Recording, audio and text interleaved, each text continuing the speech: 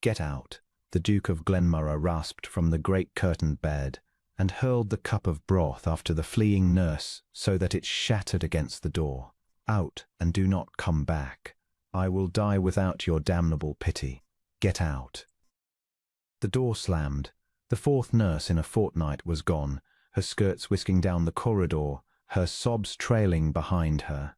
Griffin lay back against the bolster, his chest heaving with the effort of his own fury, and stared up at the heavy bed hangings with eyes that burned.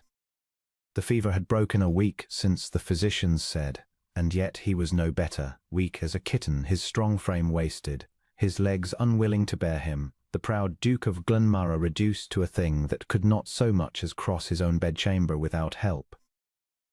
He would rather die than be helped. He had decided it. If they would not let him die in peace, he would at least make himself impossible to nurse, and so be left alone. The broth was running down the door in a brown rivulet. The shards of the cup lay scattered across the floor. And into this wreckage, a few minutes later, came a quiet figure in a plain grey gown and white apron, not a nurse, but one of the housemaids, who took in the broken cup and the stain on the door, and the furious wasted man in the bed with one steady, unhurried glance, and then, without a single word, knelt and began to gather up the broken pieces. "Did you not hear me?" Griffin said. His voice was a ruin of its old command. "I said get out. All of you. Out." "I heard you, your grace," the maid said, not looking up. Her voice was low and even. "But you have broken a cup, and someone must sweep it before you cut your feet on it, and I am nearest." She set the shards carefully in her apron. "I will go when it is done." "You will go now." "When it is done," she said again, mild as milk, and went on gathering. He was too weak to throw anything else.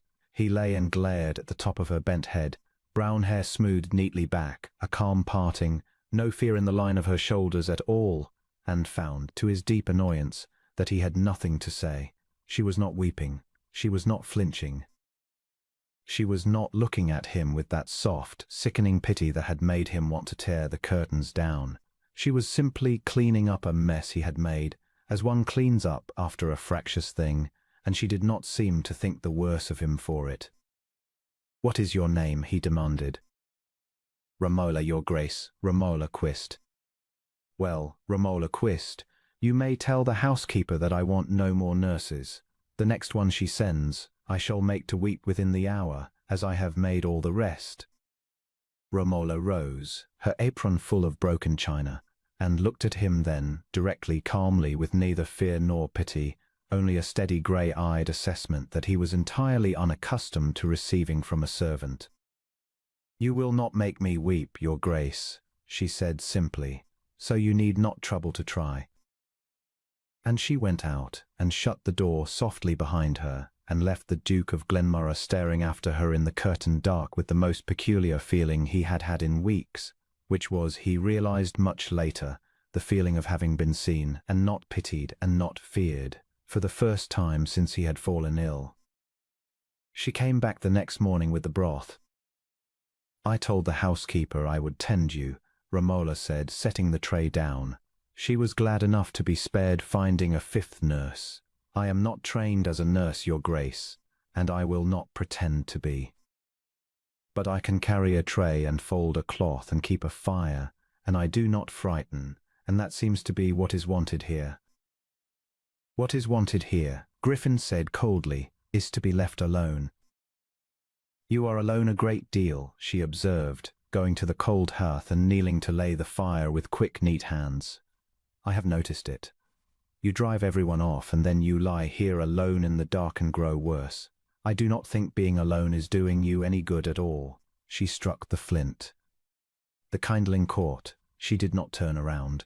"Eat the broth or do not, your grace. It is by your hand, but I will not take it away again only because you scowl at it, and I will not weep if you shout, and I will not pity you, because you would hate that, and I do not blame you, a proud man would. So, there is the fire, and there is the broth, and here is the day, and we shall get through it." Griffin watched her steady back at the hearth, and said nothing for a long moment. "You are very certain of my pride," he said at last. "I have served in this house 6 years, your grace." Now she did turn, the firelight warm on her calm face. "I have watched you ride out in all weathers to see to your tenants when finer lords would have sent a man. I watched you carry old Mr. Hale's coffin yourself on your own shoulder, because he had served your father, and you said no hired man should bear him. I know you are proud. I also know what you are proud of, which is not the same thing, and is better than most men have to be proud of at all." She rose and smoothed her apron. "So I will not insult you with pity, but I will not let you die of spite, either, if I can help it. Now, the broth." He ate the broth. He told himself it was only to be rid of her. But he ate it, every spoonful, under her calm, unfrightened eye, and when it was done she took the cup away without comment and without triumph, and built up the fire, and opened the curtains 1 hand's breadth so that a bar of clean morning light fell across the foot of the bed, and went about the room setting it to rights with a quiet competence that asked nothing of him, and somehow, by asking nothing, gave him back a little of himself. So it began, the long slow work of his convalescence, and the long slow work of Romola quist upon the Duke of Glenmara's guarded and embittered heart. The household, watching from the corridors, did not know what to make of it. 5 nurses had fled in a fortnight, hardened women trained to the sick room, and here was a housemaid of 26, who walked into the lion's den each morning with a tray and walked out each evening unbowed, and the lion did not devour her. The housekeeper, who had braced for a 6th resignation, found instead that the broth was being eaten and the fire kept and the curtains opened, and that the Duke, though no gentler in his temper, had not thrown anything in a week. "I do not know how you bear him, Romola," the woman whispered to her on the back stair, and Romola only said, "He is easier to bear than you would think, once you understand that the shouting is the smaller part of him," and went on up with the tray. She did not coddle him. That was the thing he came, grudgingly, to depend on.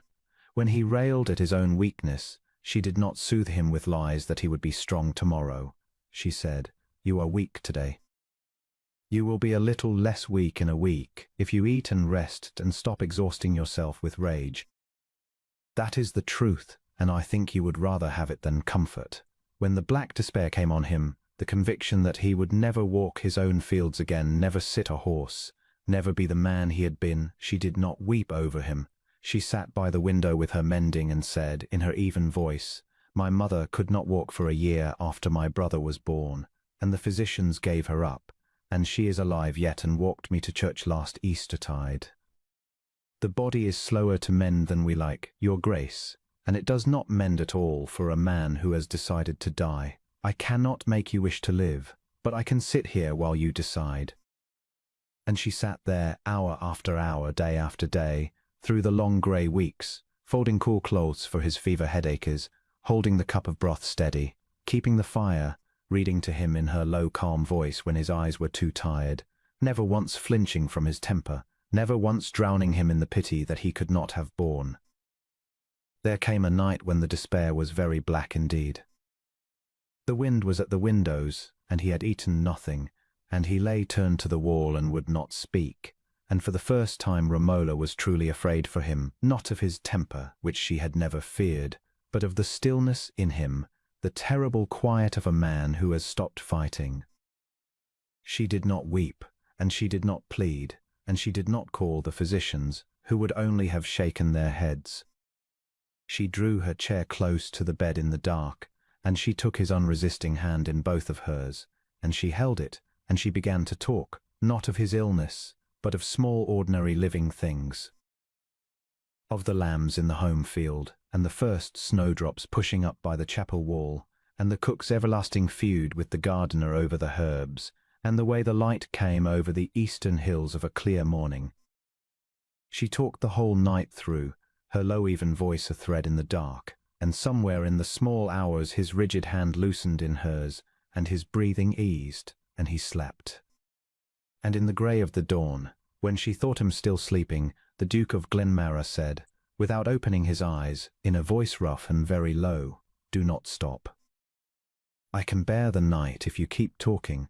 And so she did not stop, and he did not let go of her hand, and the worst of the dark passed over them both and did not take him. He found himself watching for her step in the corridor. He found that the room was colder when she was not in it, and not only for the fire.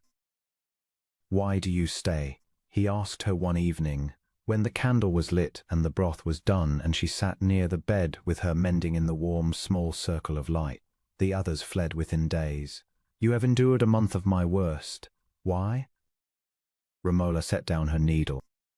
"'Cause the first day I came in," she said slowly, "and you told me you would make me weep as you had made the others weep. I saw something underneath it, your grace.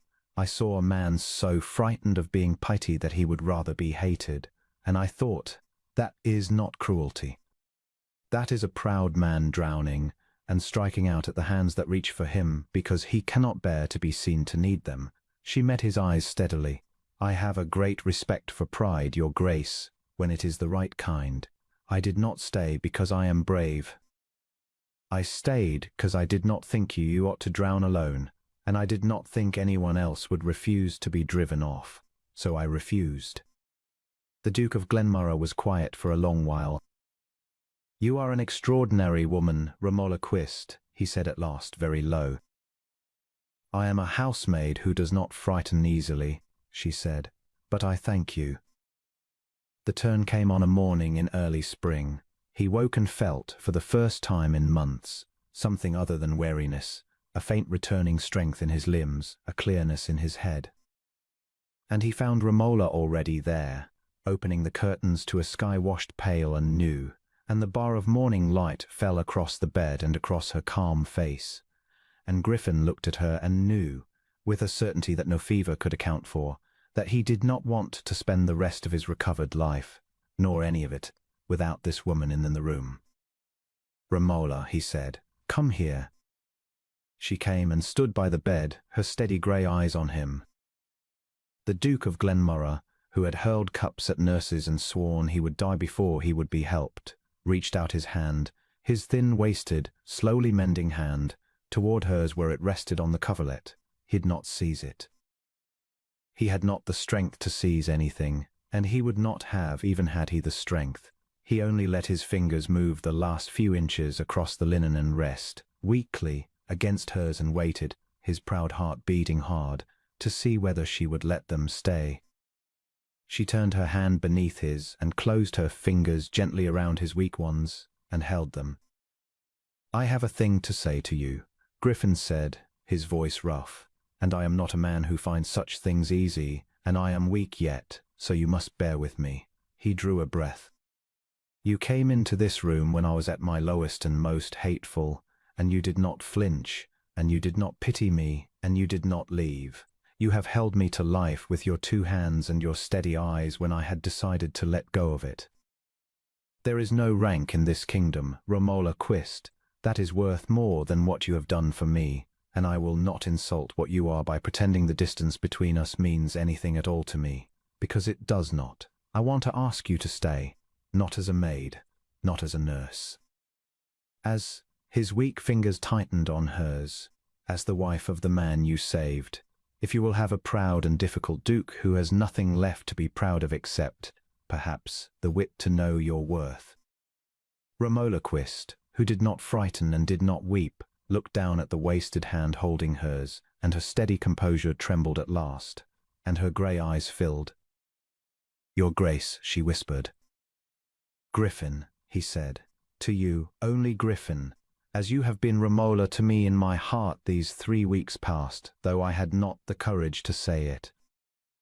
"Griffin," she said it as though tasting it. A tear slipped down her calm face, and she did not wipe it, and she did not let go of his hand. "You are still weak. You are not yourself. I will not hold you to words spoken from a sickbed by a man not yet." "I am more myself than I have been in years," he said, "because of you. Do not refuse me out of a fear that I am not in my right mind. I am in my right mind, Romola, for the first time since I fell ill, and the first thing my right mind wishes to do is keep you. Will you stay?" And the quiet maid who had stayed when all the world had fled looked into the eyes of the proud duke she had refused to abandon, and found that her own steady heart had been quietly given away, weeks since, without her ever quite noticing the moment it had gone. "I will stay," Romola said. "I would have stayed regardless, Griffin, but I will stay gladly as your wife, and I will hold you to life and to your own better self every day I am given. That I can promise you." He raised her hand, slowly, weakly, with all the strength he had, and pressed his lips to her work-roughened fingers, the great Duke of Glenmara kissing the hand of the housemaid who had saved his life, and held it so against his face, his eyes closed, while the spring light strengthened in the room. He mended after that with a swiftness that astonished his physicians, who shook their grey heads and spoke learnedly of constitutions and crises and the turning of the humours, and who did not know, as Romola knew, and as Griffin came to understand, that a man mends quickest when he has, at last, a reason to wish to be well, and that no physic in any apothecary's jar works half so well as the simple knowledge that one is wanted in the world by someone who will not leave. By midsummer he could walk the long gallery on her arm. By the harvest he could ride his fields again, slowly at first, with Romola driving the little gig behind him and pretending she was only taking the air. They were married before the year turned, quietly, in the small chapel of the great house, and the Duke of Glenmara slipped his signet ring onto the steady hand that had held him to the world. In the long contented years that came after, when the strong Duke was wholly himself again, vigorous and commanding and feared once more across 3 counties, there was only one person in all the world who could quiet his temper with a single calm word and a steady look, and he never minded it, not once, for he knew exactly what he owed to that calm steadiness, and he never let himself forget it. "You did not pity me," he said to her once, an old man's fond remembering, by a winter fire, her grey head against his shoulder. "When I had decided to die, you did not pity me. You only refused to let me drown alone." "Someone had to refuse," said Romola, his duchess, taking his hand in hers as she had taken it that first spring morning. "I am only glad it was given to me to be the one who stayed."